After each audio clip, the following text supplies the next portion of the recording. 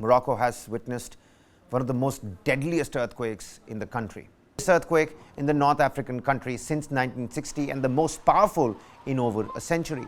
Survivors, particularly those in remote areas cut off by landslides triggered by the earthquake, have faced immense challenges.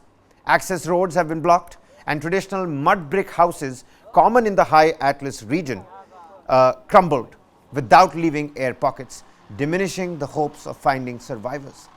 Rescue teams stepped up on Wednesday, a massive effort in the devastated Moroccan mountain villages as chances faded for finding survivors from last week's earthquake, which killed nearly 3,000 people and has left many homeless.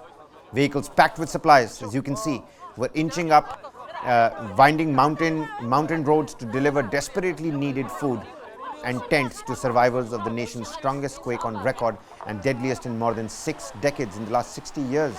Smaller quakes are still rattling the disaster zone, as we saw, and one sent stones falling in the village of Imi N'Tala, where a person was injured following the jolt, as we just saw in the first visual that we played.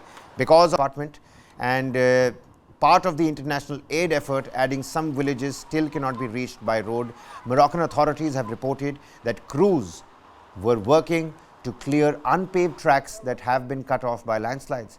In the hardest hit areas south of Marrakesh, many villages in the high Atlas mountains were completely destroyed and locals were taking shelter in yellow government issued tents.